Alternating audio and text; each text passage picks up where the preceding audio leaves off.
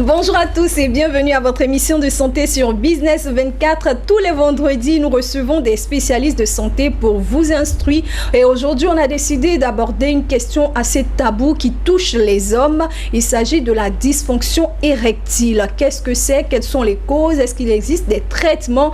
Est-ce qu'on en guérit? Toutes ces questions auront réponse si vous nous suivez jusqu'à la fin de cette émission. Et pour en parler, j'ai sur mon plateau le docteur Annie Kameni qui travaille au service d'urologie, et j'ai aussi le docteur Sanogo Ismaël qui est psychiatre au centre régional de formation à la lutte contre la drogue de Grand Bassam. Merci de rester fidèle à cette émission. On revient juste après ceci.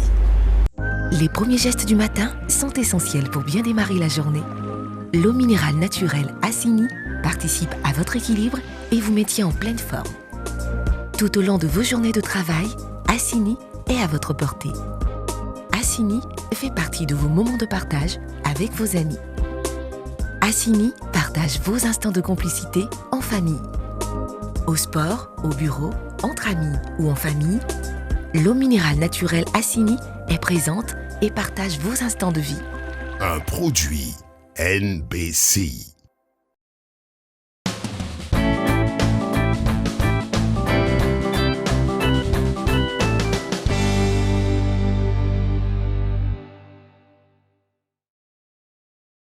Bonjour à tous et bienvenue à tous ceux qui viennent de nous prendre en marche. Vous êtes bien sur Business 24 Africa et vous suivez Business Matin Santé. Alors, je rappelle qu'aujourd'hui, nous parlons d'une question assez délicate qui touche les hommes. Il s'agit de la dysfonction érectile. Et pour en parler, je l'ai dit dès l'entame de cette émission, je reçois deux spécialistes.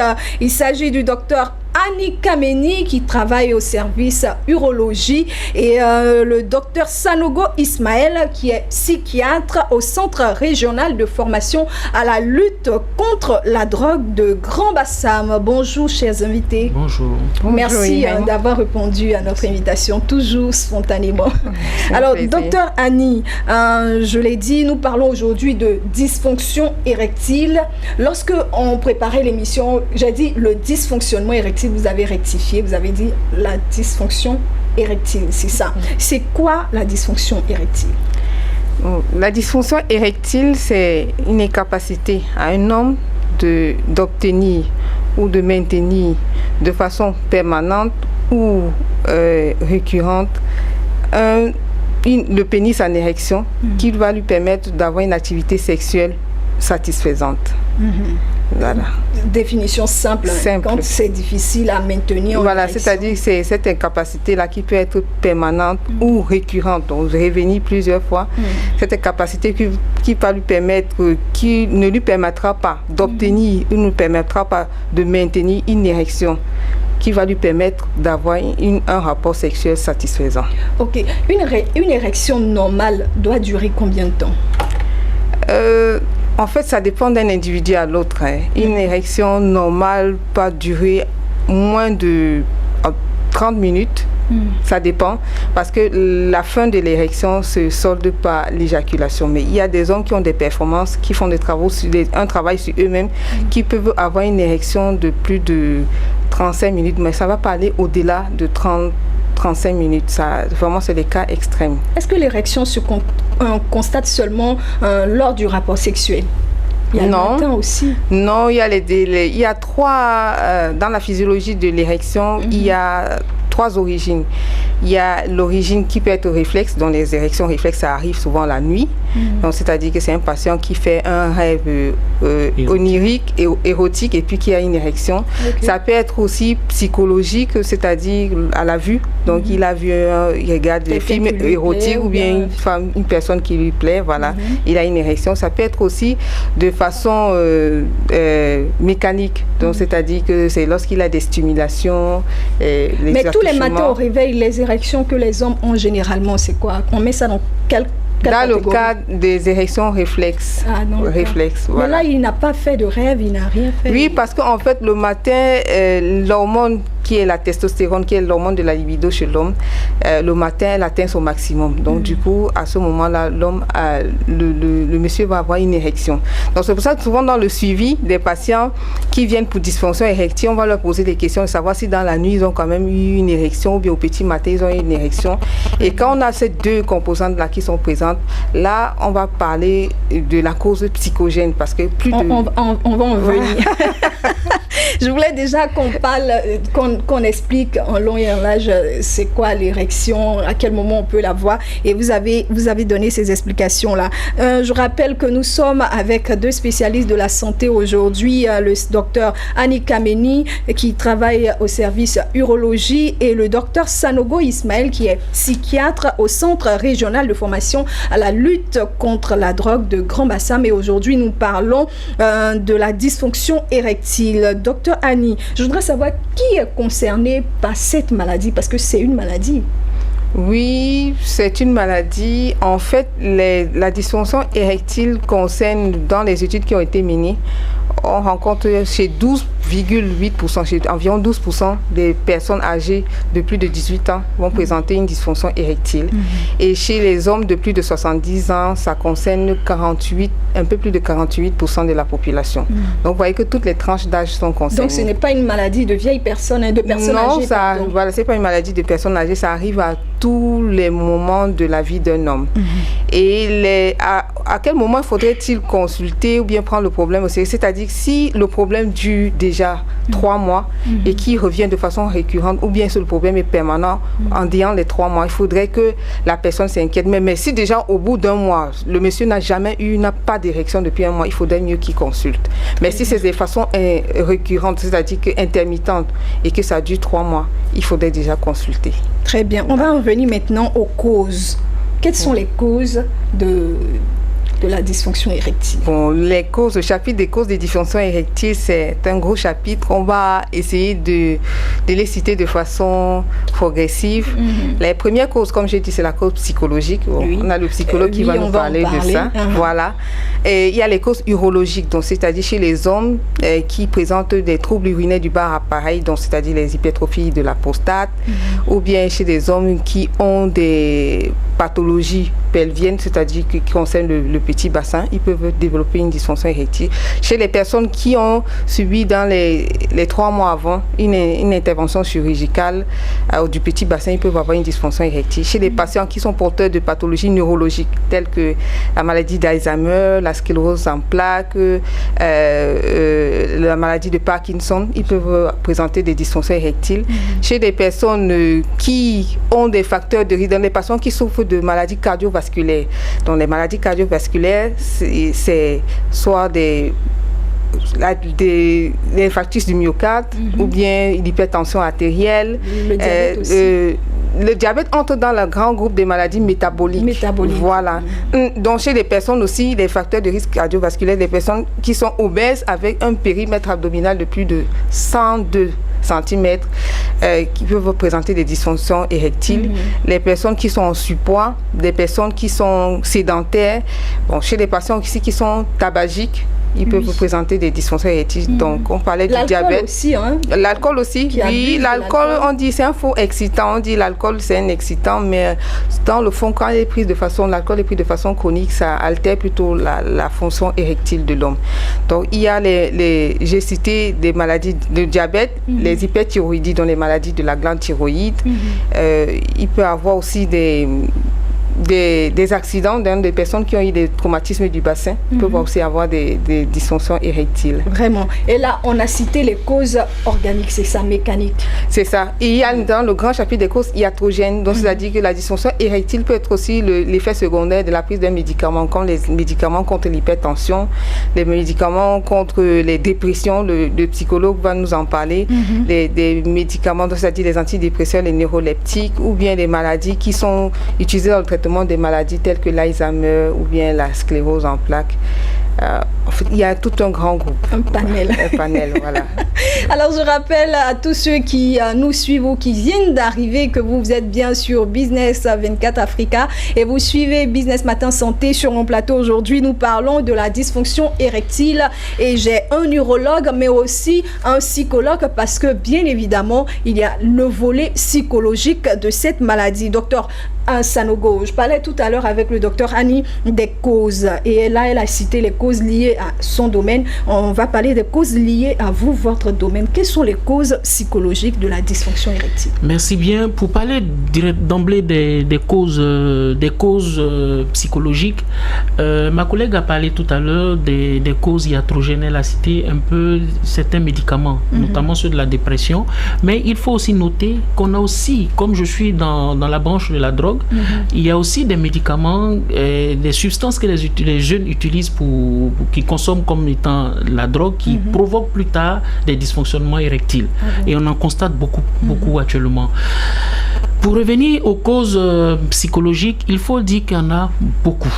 Cité pêle-mêle, on a ce qu'on appelle la dysfonction érectile psychogène primaire. C'est une dépression, une dépression érectile qui survient généralement chez les sujets de moins de 45 ans, qui sont généralement des sujets timides, qui sont des sujets inhibés, et qui, au cours d'un premier rapport sexuel, ne savent pas comment s'y prendre avec une nouvelle campagne. Docteur, ce que vous êtes en train de nous dire, c'est que la timidité, la peur de ne pas être à la hauteur. Oui, la peur de ne pas être à la hauteur crée déjà un état de stress. Donc peut causer déjà cet élément-là. Et on a aussi un élément qui est très important, qui est ce qu'on appelle l'anxiété de performance. L'anxiété de performance, c'est la cause principale. Et généralement, elle survient généralement chez des sujets qui sont dans la cinquantaine d'années et qui, eux, quel est le problème? Généralement, ils sont des individus qui sont solitaires et qui vivent vraiment et qui décident par exemple de se remettre en ménage avec quelqu'un d'autre. Généralement, la hantise chez ces personnes-là, c'est de pouvoir être capable de satisfaire la compagne. Donc déjà, il y a un stress qui se pose là. On a un autre élément qui est aussi la peur d'une érection insuffisante. Généralement, le sujet a peur de ne pas avoir une érection qui est suffisante. Dans ce cas, il va se mettre déjà à avoir beaucoup de troubles. Et les troubles vont être orientés vers qui? Vont être orientés vers la compagne. Et généralement, cette compagne-là, la plupart du temps, on rencontre une réponse qui peut être négative.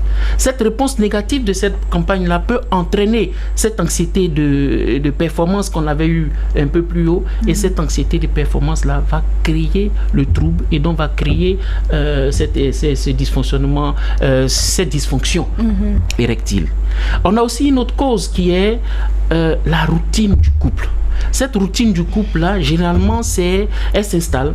On a aussi la lassitude qui s'installe et on se rend compte de quoi? La femme ne se sent plus excitée. Elle ne se sent pas assez excitée pour passer à l'acte. Et l'homme se sent donc frustré. Il ne peut pas avoir une érection parce que la femme ne se donne plus à lui. Docteur, moi je vais poser la question que je me posais. Je vous posais quand on était en train de préparer l'émission, lorsque vous avez parlé de la routine du couple. La routine on s'ennuie au niveau de qui? De la femme ou de l'homme? Généralement, comme on dit la routine du couple, c'est le deux. La plupart du temps, il faut amener quelques jeux dans l'ambiance familiale. Attiser la flamme. Il faut attiser la flamme. Il ne faut pas toujours rester pointé dans les mêmes habitudes. Au début, quand on regarde dans une relation de couple, au début, on est content de rencontrer l'être aimé. Parce qu'on découvre. On découvre, on est content, on invite, on fait tout ceci. Au début, on vit par exemple dans un studio, tout le studio nous appartient. Et après, on se rend compte que quand un enfant apparaît dans la maison, il y a une servante qui apparaît. Et donc, ça fait que les dimensions de la maison commencent à se rétrécir. L'homme n'a plus le temps d'avoir la maison à lui. Et comme la femme aussi. Donc, tous ces éléments qui viennent entrer finissent par rendent un peu l'atmosphère un peu délétère. Et donc c'est de tout ça. Et dans la routine du couple, il y a toujours les mêmes choses qu'on voit. Et on a l'habitude de dire, par exemple, pour une femme qui ne travaille pas, qui est à la maison, il est difficile. Et on lui demande, par exemple, d'avoir le réflexe de pouvoir attiser la flamme de son mari. Celui-ci vient du travail, il est tout fatigué. De grâce qu'il ne vienne pas vous trouver dans une tenue débraillée, avec l'odeur de la fumée sur vous. Il faut de temps en temps permettre au monsieur d'être content de rentrer à la maison, d'être content de sentir un autre parfum que le parfum de la fumée. Voilà, donc il y a tout ça qui tombe dans le groupe de la routine. Et pour l'homme qui ne fait rien, qui est à la maison, la dame, quand elle vient, n'a pas besoin de vous voir aussi. C'est la même chose. Dites-le. C'est la même chose. Oui, vous l'avez dit déjà. Pour les femmes, pour les femmes, c'est la même chose pour les hommes. Parce qu'il y a aujourd'hui, c'est véritablement cela. Et on tombe sur un autre élément qui est l'ambiance du couple. Après la routine du couple, il y a l'ambiance du couple. Généralement, cette ambiance, elle est due à quoi?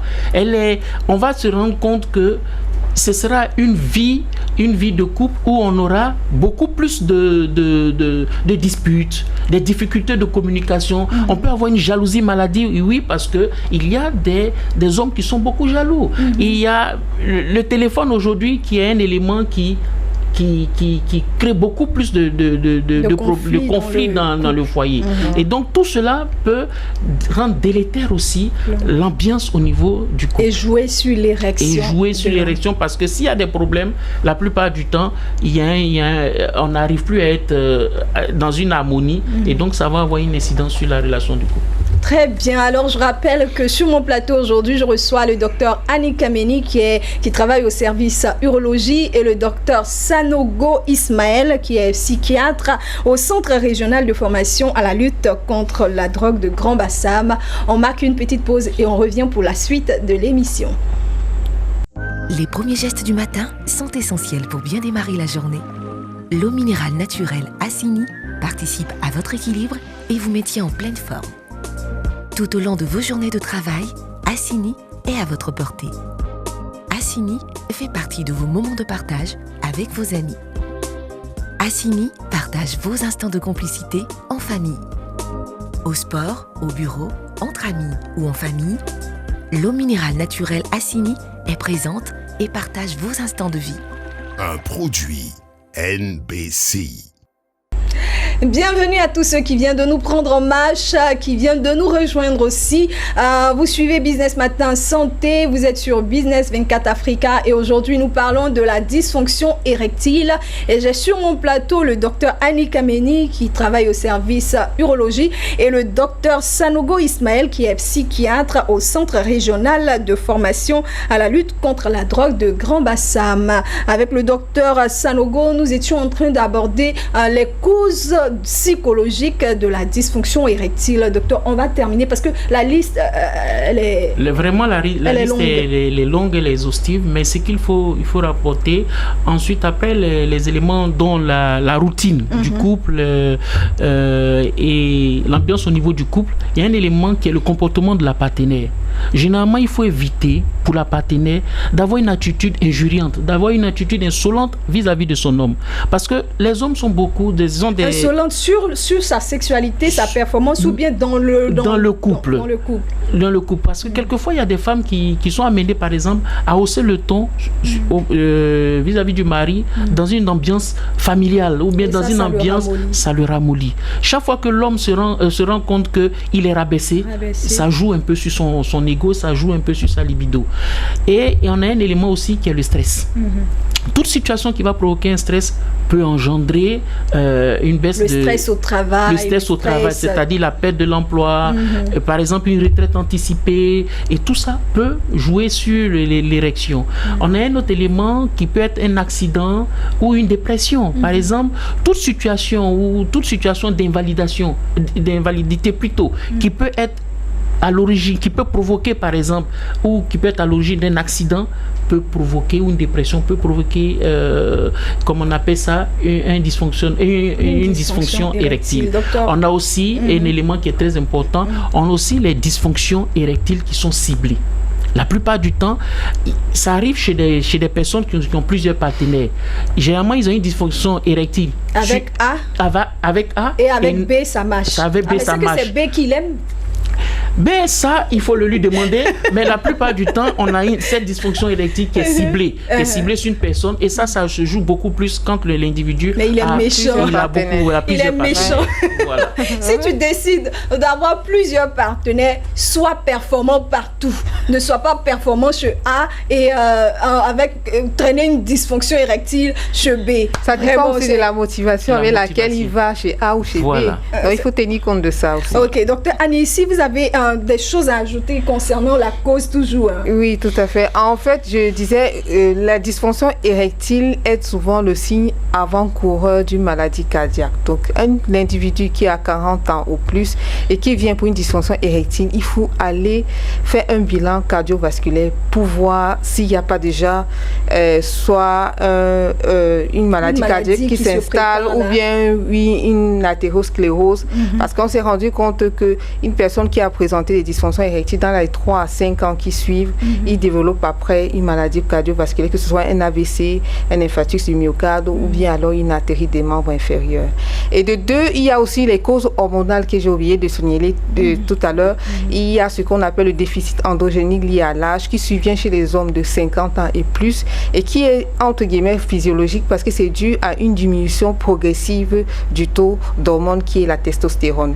Mais ce déficit hormonal-là peut aussi survenir chez des individus plus jeunes, mais pour des causes qui peuvent être un cancer, genre un cancer de la glande hypophysaire. Voilà. Vraiment, voir. Déjà, je sais que à travers mon équipe de production ici, je sais que ce sujet-là retient l'attention de plusieurs hommes parce que ce ne sont que des hommes et ils sont très attentifs, vraiment. Alors merci déjà un jour et merci vraiment d'avoir répondu à notre invitation. On va continuer. Docteur, dans notre échange, vous avez dit qu'il y a des signes qui doivent nous emmener à prendre sérieusement à cœur cette maladie-là. Je voudrais qu'on revienne un peu là-dessus. À quel moment il faut sérieusement s'inquiéter? Bon, j'ai dit ici, la dysfonction érectile est permanente. Durant un mois, il faut déjà consulter. Maintenant, si elle est récurrente, c'est-à-dire elle est intermittente, donc, avec la même partenaire, bien entendu, si ce n'est pas le cas de HIV, avec la même partenaire, c'est-à-dire si elle est récurrente en disant les 3 mois, il faudrait consulter parce que ça cache très souvent une pathologie organique qu'il faudrait explorer. Voilà, maintenant cette question, je la pose à vous deux, parce que docteur, tout à l'heure, vous avez dit qu'on peut être avec la partenaire A et on n'a pas de problème érectile et avec la partenaire B et on a un problème érectile. Quand c'est comme ça, est-ce qu'on doit aller consulter quand on se rend compte que chez A, il n'y a pas de problème, quand on est avec B, il y a un problème? Finalement, on n'a pas de problème érectile.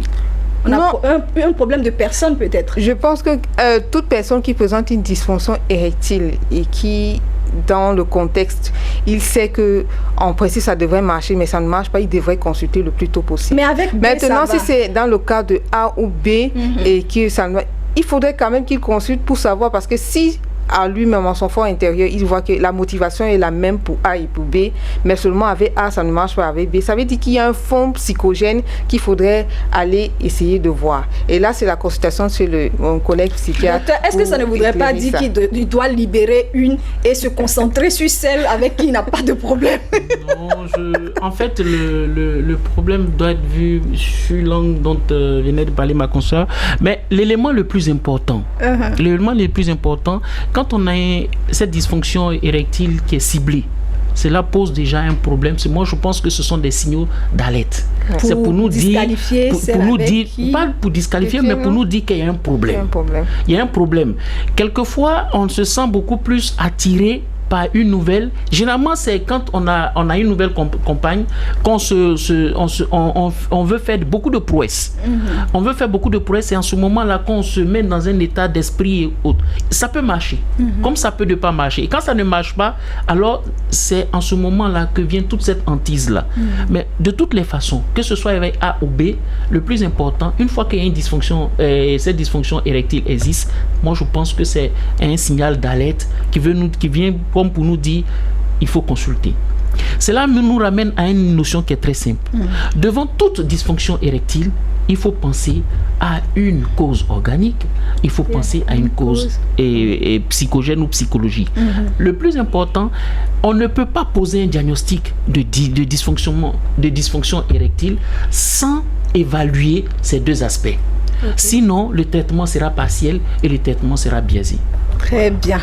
Je rappelle que nous sommes avec 2 spécialistes et vraiment on est très enrichis. Moi j'aurais espéré ici pour rendre un peu satisfaite les femmes, j'aurais aimé que les 2 docteurs ici nous disent que quand on est entre deux et qu'on n'arrive pas, on présente des capacités un dysfonctionnement érectile avec A, le mieux c'est de faire le choix et que c'était la preuve qu'on n'est pas fait pour être avec A et on peut être avec B. Alors docteur, ça c'était une parenthèse juste pour rire. Alors on va parler maintenant des problèmes que peuvent créer la dysfonction érectile. C'est déjà un problème, c'est déjà une maladie, mais est-ce qu'il y a des problèmes que ça peut engendrer? Oui, le véritable problème que cause la dysfonction érectile, c'est au sein du couple déjà, parce que déjà au sein de la personne en elle-même, parce qu'il y a quand même une diminution de l'estime de soi. Bon, les psychologues, ils sont mieux placés pour ça, mais au sein du couple aussi, par rapport à la partenaire qui va se sentir biaisée, parce qu'il faut savoir, qui va se sentir frustrée, parce qu'il faut savoir que la satisfaction sexuelle quand même, c'est ce qui se trouve au centre de la vie d'un couple. Et aussi, la sexualité est aussi le centre de la procréation, parce que s'il n'y a pas de sexualité, il ne peut pas avoir aussi de procréation. Donc, si un monsieur présente une dysfonction érectile, les causes peuvent s'étendre même jusqu'à son boulot, parce que déjà, il y a cette perte d'estime de soi.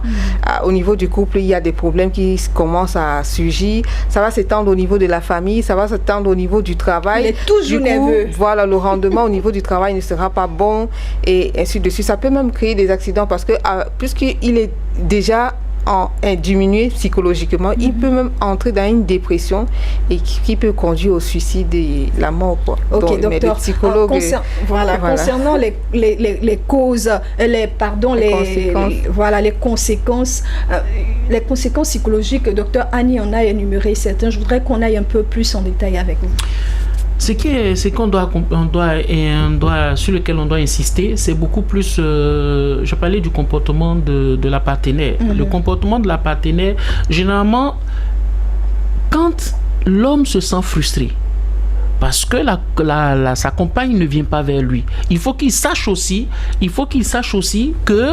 arrive un moment aussi où la femme qui avec un mari qui a une dysfonction érectile, elle se sent frustrée, elle aussi.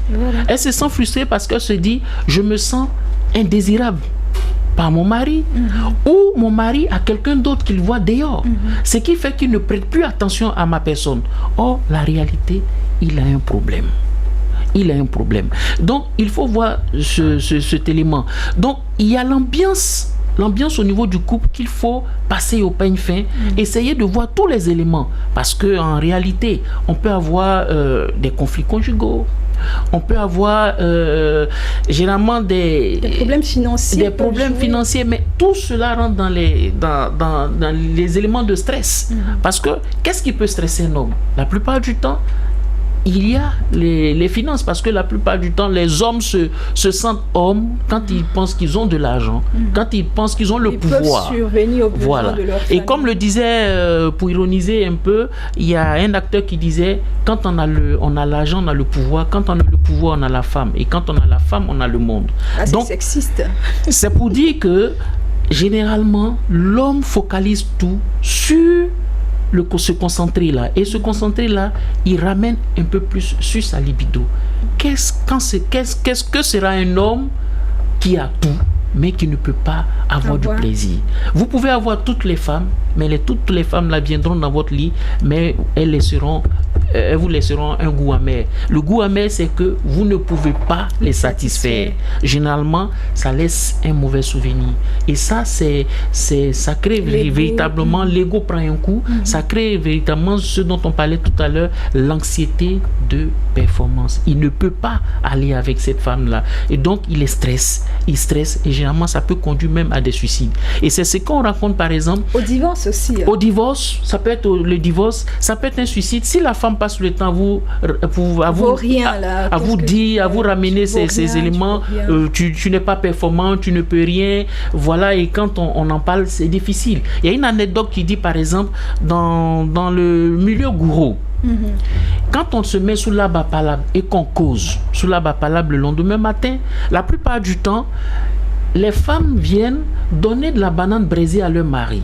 Il s'est trouvé un monsieur qui était assis, à qui on ne donnait pas de la banane braisée. Et son ami lui a prêté une banane. Sa femme passait pour lui dire, c'est les femmes des autres qui donnent leur banane braisée à leur mari parce qu'ils sont performants. Toi, essaie d'être performant pour que tu aies ta banane braisée. Et elle a dit en public, c'est parce qu'elle se sent frustrée en interne. Donc, ce sont des éléments qu'il faut essayer de vaincre. Très bien. Alors, docteur Annie, on va parler maintenant, pour finir, des traitements. Évidemment, des traitements sur les causes organiques et puis les traitements psychologiques. À votre niveau, les traitements, ça se situe à quel niveau? C'est quel type de traitement? Le traitement, déjà, la dysfonction érectile a un fond. Je reviens toujours là-dessus parce que l'un ne peut pas se faire sans l'autre. Un fond psychogène. Donc, le premier traitement, déjà, c'est d'envoyer le couple, déjà le patient, mais aussi le couple en thérapie de couple chez le psychologue. Donc, il y a d'abord cet abord sexothérapeute qui se fait chez les psychiatres ou les psychologues.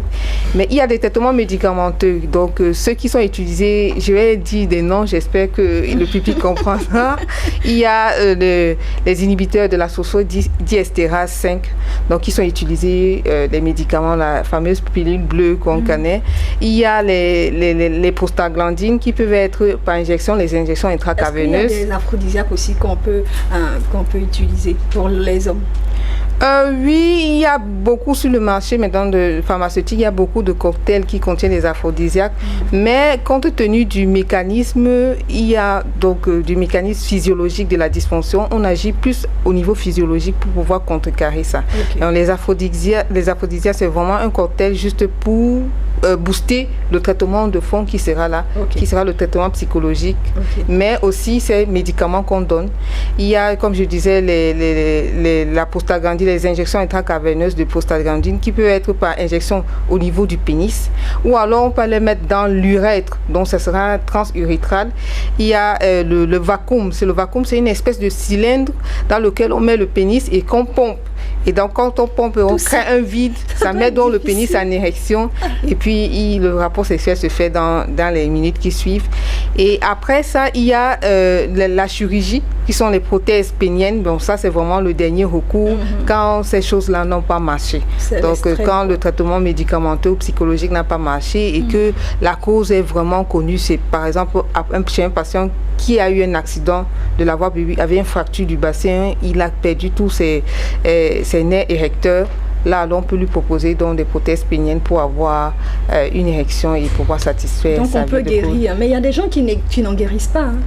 Quels que soient les traitements qu'on peut faire. C'est par exemple chez les diabétiques qui ont déjà eu des neuropathies, chez eux aussi le traitement est parfois difficile, parfois chez les hypertendus, les insuffisants rénaux en phase terminale, insuffisants hépatiques, là ils ne peuvent plus guérir. Et chez des personnes qui sont porteuses de maladies cardiaques, mais la science a essayé de contourner tout ça en mettant des prothèses, mais seulement ce n'est pas accessible encore ici dans nos pays d'Afrique, bon, peut-être en Afrique du Sud, mais ça se fait de l'autre côté, en Occident. Les traitements psychologiques. Généralement, dans les traitements psychologiques, on a deux principaux. C'est la thérapie du couple et puis les conseils sexuels. Dans les conseils sexuels, le but de ces conseils-là, c'est de favoriser une communication érotique dans le couple. Et permettre une communication érotique. Généralement, il y a des gens qui sont dans des couples, mais ils n'arrivent pas à se parler. Ils n'arrivent pas à partager leurs désirs, leurs fantasmes. Je veux ça. Je veux ça. Ils ont des besoins. Ils ont peur de parler de leur intimité. Pourquoi?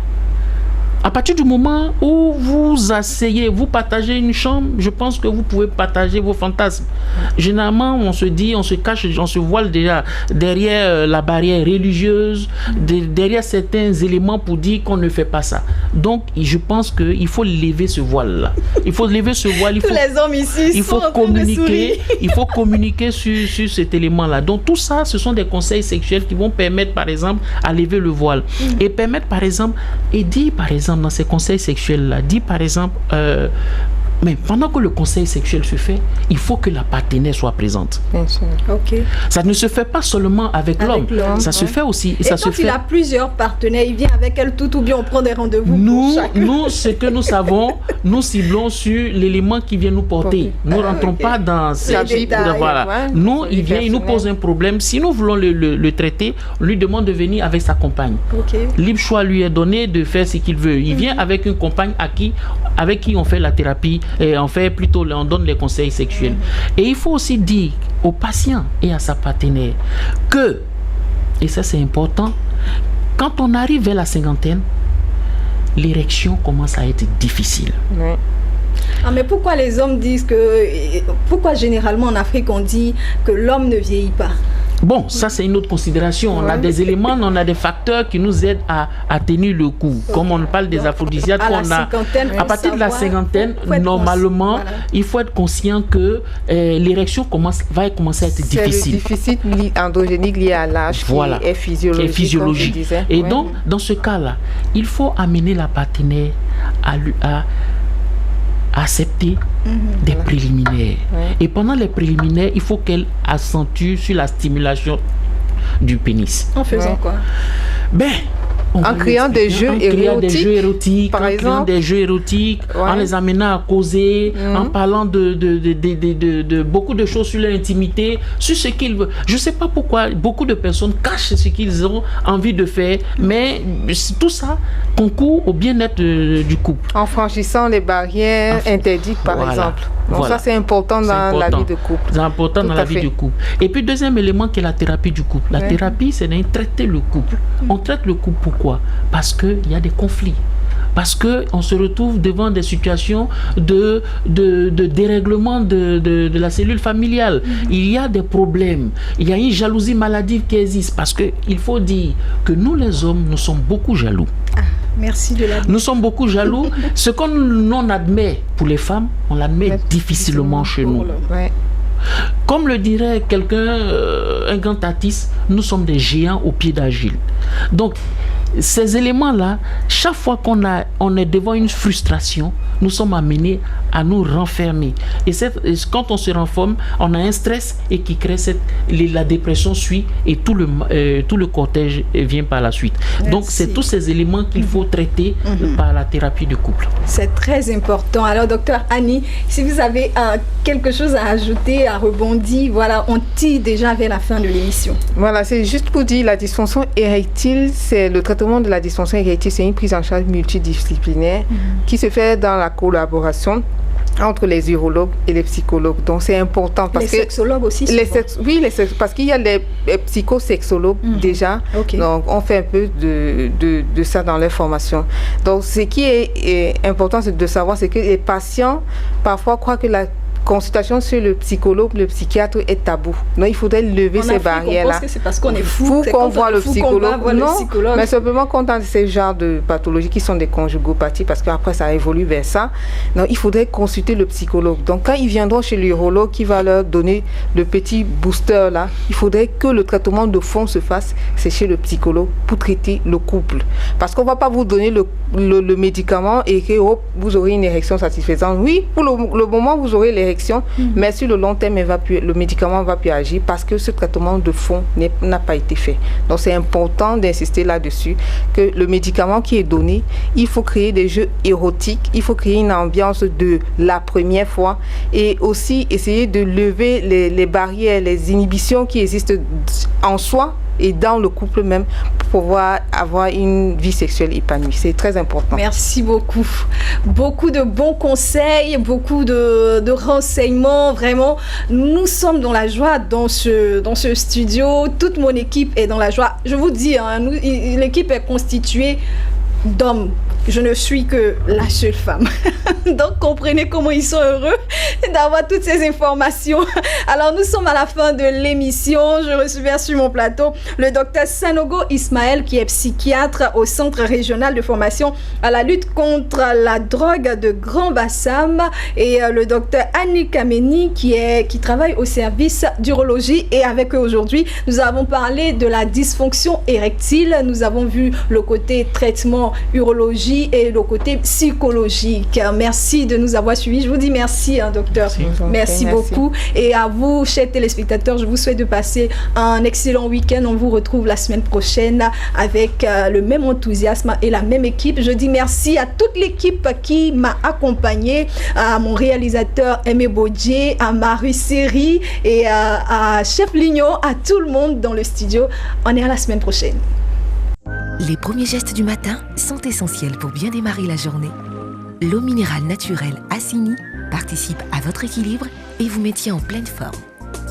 Tout au long de vos journées de travail, Assini est à votre portée. Assini fait partie de vos moments de partage avec vos amis. Assini partage vos instants de complicité en famille. Au sport, au bureau, entre amis ou en famille, l'eau minérale naturelle Assini est présente et partage vos instants de vie. Un produit NBC.